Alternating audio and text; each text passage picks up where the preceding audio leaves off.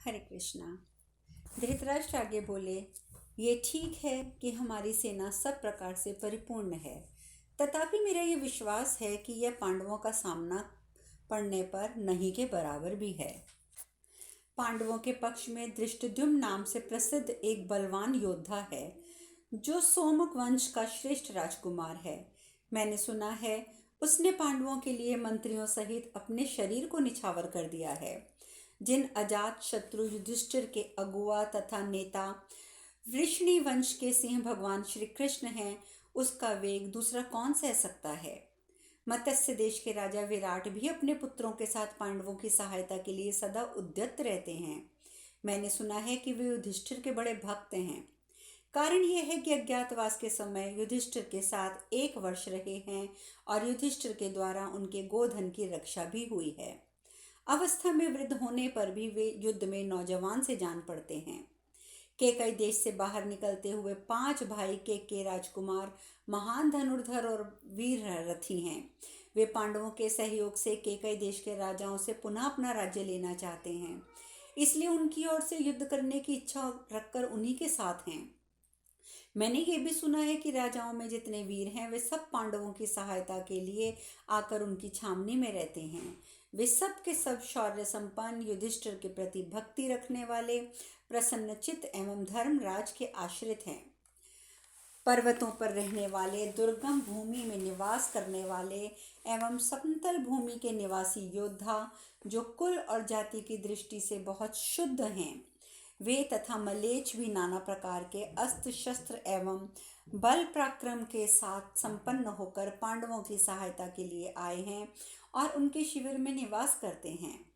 पांड्य देश के महामना राजा, जो संसार के सुविख्यात वीर, अनुपम पराक्रम और तेज से संपन्न, युद्ध में देवराज इंद्र के समान हैं, पांडवों की सहायता के लिए आए हैं। जिसने द्रोणाचार्य, अर्जुन, श्री कृष्ण कृपाचार्य तथा भीष्म से भी अस्त्र विद्या सीखी है, तथा जिस एकमात्र वीर को श्री कृष्ण पुत्र प्रद्युम्न के समान पराक्रम बताया जाता है, वह सात्विकी भी है। सुनता हूँ कि पांडवों की सहायता के लिए वो भी आकर टिका है।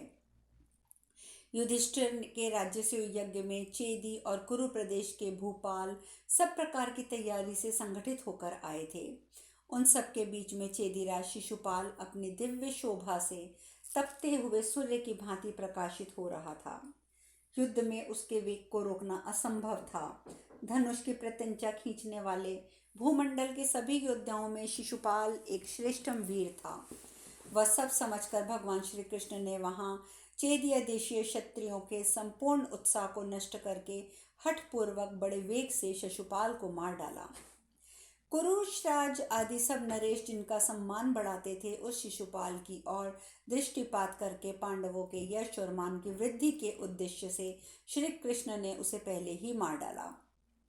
सुग्रीवादी घोड़ों से जुते हुए रथ पर आरूढ़ होने वाले श्री कृष्ण को असह्य मानकर चेदीराज शिशुपाल के सिवा दूसरे भोपाल उसी प्रकार पलायन कर गए, जैसे सिंह को देखते ही जंगल के क्षुद्र पशु भाग जाते हैं। जिसने द्वैरथ युद्ध में विजय की आशा रखकर भगवान श्री कृष्ण का विरोधी हो बड़े वेग से उन पर धावा किया, वह शिशुपाल श्री कृष्ण के हाथ से मारा जाकर प्राण शून्य होकर सदा के लिए इस धरती पर सो गया। संजय, पांडवों के लिए किए हुए श्री कृष्ण के उस पराक्रम का वृतांत मेरे गुप्तचरों ने मुझे बताया था। गावल गणे श्री हरि के उन वीरोचित कर्मों को बारंबार याद करके मुझे शांति नहीं मिल रही है। जिनके अग्रगामी वृष्णि सिंह भगवान वासुदेव हैं, उन पांडवों का आक्रमण कभी कोई दूसरा शत्रु नहीं सह सकता। श्री कृष्ण और अर्जुन दोनों एक रथ पर एकत्र हो गए हैं, यह सुनके तो मेरा हृदय भय से कांप उठता है। संजय, यदि मेरा मंद बुद्धि पुत्र उन दोनों से युद्ध करने के लिए ना जाए, तभी वह कल्याण का भागी हो सकता है, अन्यथा वे दोनों वीर कौरवों को उसी प्रकार भस्म कर देंगे जैसे इंद्र और विष्णु ने दैत्य सेना का संहार कर डाला था। मुझे तो अर्जुन इंद्र के समान प्रतीत होते हैं। वृष्णि वीर श्री कृष्ण सनातन विष्णु जान पड़ते हैं। कुंती नंदन पांडुपुत्र युधिष्ठिर धर्माचरण में ही सुख मानते हैं। वे लज्जाशील और बलशाली हैं। उनके मन में किसी के प्रति शत्रु भाव नहीं है। नहीं तो वे मनस्वी युधिष्ठिर दुर्योधन के छल कपट के शिकार होने पर क्रोध से मेरे सभी पुत्रों को जलाकर भस्म कर देते। संजय, मैंने अर्जुन, भगवान कृष्ण, भीमसेन तथा नकुल सहदेव से भी मैं उतना नहीं डरता जितना कि क्रोध में तमतमाए हुए राजा युधिष्ठिर के कोप से। उनके रोष से मैं सदा अत्यंत भयभीत रहता हूँ, क्योंकि वे महान तपस्वी और ब्रह्मचर्य में संपन्न हैं। इसलिए उनके मन में जो संकल्प होगा वो सिद्ध होकर रहेगा। संजय, मैं उनके क्रोध को देखकर और उसे उचित जानकर आज बहुत डरा हुआ हूँ। मेरे द्वारा भेजे हुए तुम रथ पर बैठकर शीघ्र ही पांचाल राज द्रुपद की छावनी में जाकर वहां अत्यंत प्रेम पूर्वक अजात शत्रु युधिष्ठिर से वार्तालाप करना, बारंबार उनका कुशल मंगल पूछना। तात, तुम बलवानों में श्रेष्ठ महाभाग भगवान श्री कृष्ण से भी मिलकर मेरी ओर से उनका कुशल समाचार पूछना और बताना कि धृतराष्ट्र पांडवों के साथ शांतिपूर्ण बर्ताव चाहते हैं। सूत, कुंती पुत्र युधिष्ठिर भगवान श्री कृष्ण की कोई बात नहीं टाल सकते हैं, क्योंकि श्री कृष्ण उनको आत्मा के समान प्रिय हैं। श्री कृष्ण विद्वान हैं और सदा पांडवों के हित में लगे रहते हैं। संजय, तुम वहां एकत्र हुए पांडवों तथा संजय सृजन वंशीय क्षत्रियों से और श्री कृष्ण सात्यकी, राजा विराट एवं द्रौपदी के 5 पुत्रों से मेरी ओर से स्वास्थ्य का समाचार पूछना।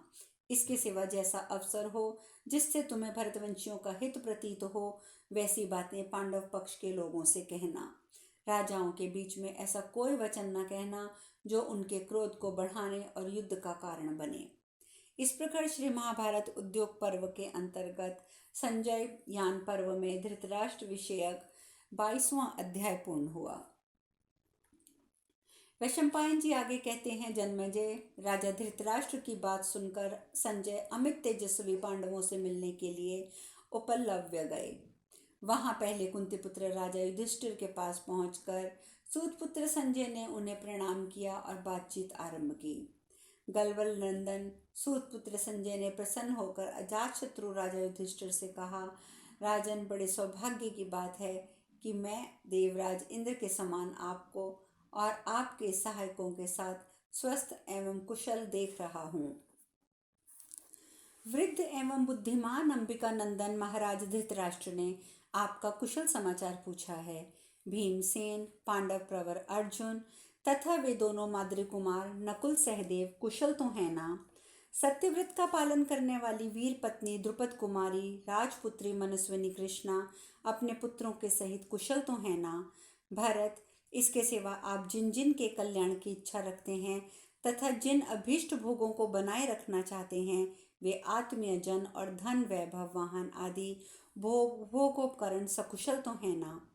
यह सब सुनकर युधिष्ठिर महाराज बोले, गलवल गणकुमार संजय, तुम्हारा स्वागत है। तुम्हें देखकर हमें बड़ी प्रसन्नता हुई। विद्वान, मैं अपने भाइयों सहित कुशल से हूँ और तुम्हें अपने आरोग्य की सूचना दे रहा हूँ। सूत, कुरुकुल के वृद्ध पुरुष भरत नंदन महाराज धृतराष्ट्र, यह कुशल समाचार दीर्घ काल के बाद सुनकर और प्रेम पूर्वक तुम्हें देखकर मैं ये अनुभव कर रहा हूँ कि आज मुझे साक्षात धृतराष्ट्र का ही दर्शन हुआ है। तात, मनस्वी परम ज्ञानी तथा सब धर्मों के ज्ञान से संपन्न हमारे बूढ़े पितामह कुरुवंशी भीष्म जी सकुशल तो है ना? हम लोगों पर उनका स्नेह तो है ना? संजय, क्या अपने पुत्रों सहित विचित्र वीर्य नंदन महामना राजा धृतराष्ट्र सकुशल हैं? प्रतीप के विद्वान पुत्र महाराज वाहिक कुशल तो हैं?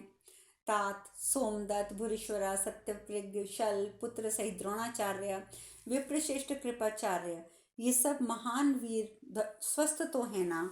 संजय, क्या पृथ्वी पे ये महान धनुधर जो परम बुद्धिमान और समस्त शास्त्रों के ज्ञान से उज्जवल तथा भूमंडल के धनुर्धरों में प्रधान हैं, कौरवों से स्नेह भाव तो रखते हैं ना?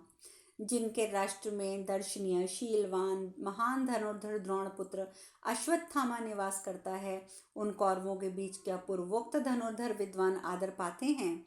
क्या ये कौरव भी निरोग हैं?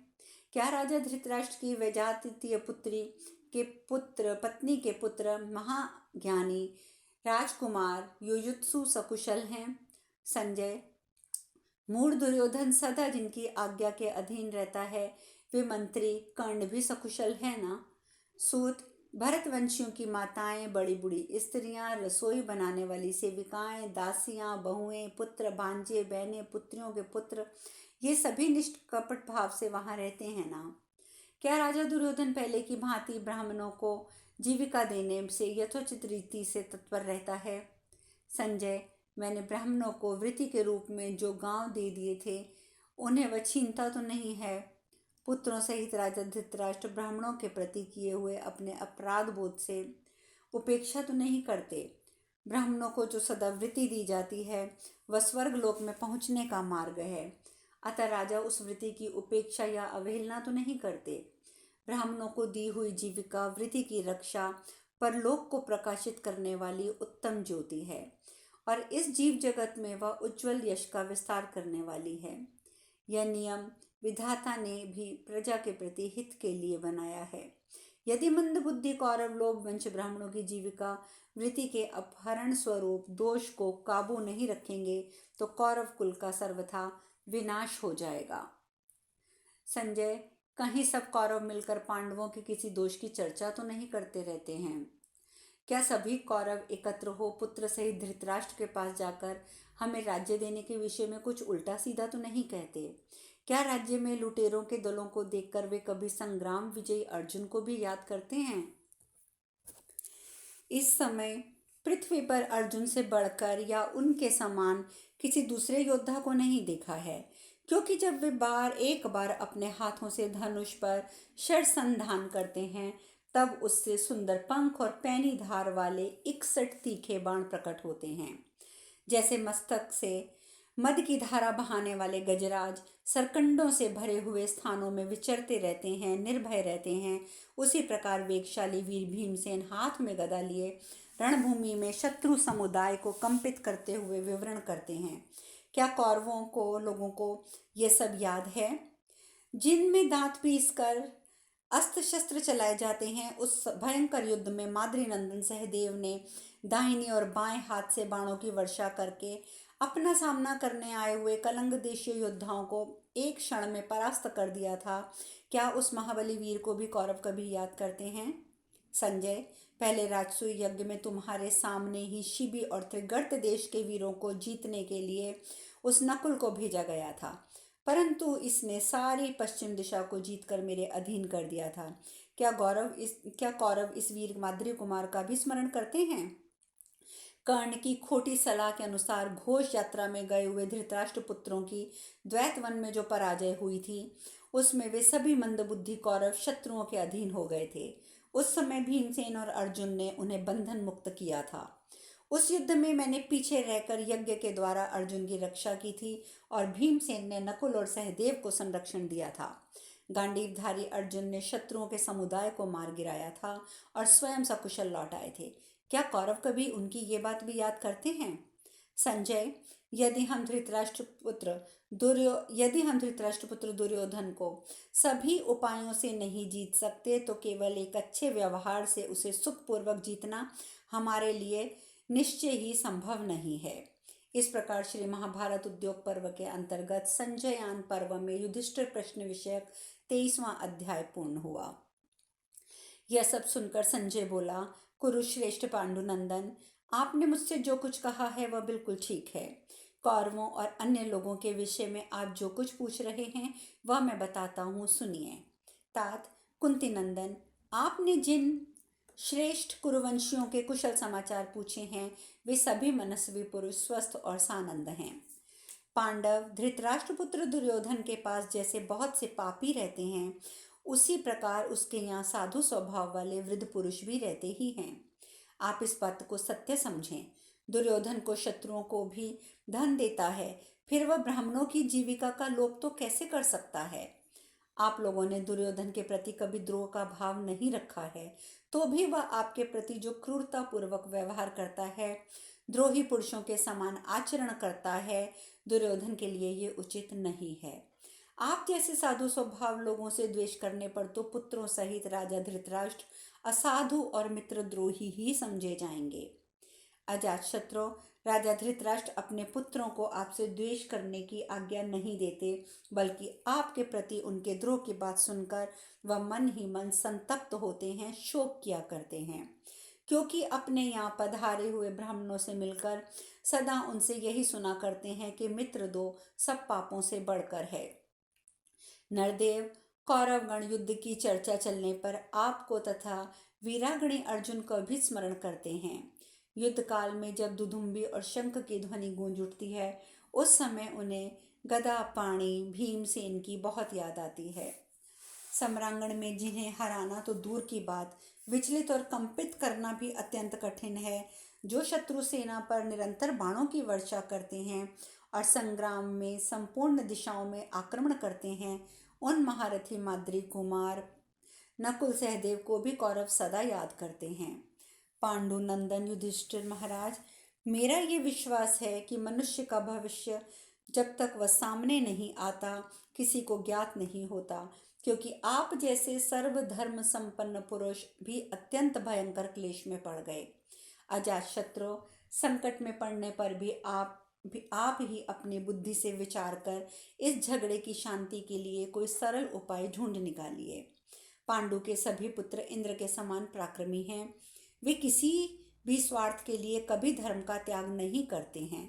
अतः अजातशत्रु, आप ही इस समस्या का हल दीजिए, जिससे धृतराष्ट्र के सभी पुत्र पांडव, सृंजय वंशी क्षत्रिय तथा अन्य नरेश जो आकर सेना की छावनी में टिके हुए हैं, कल्याण के भागी हों।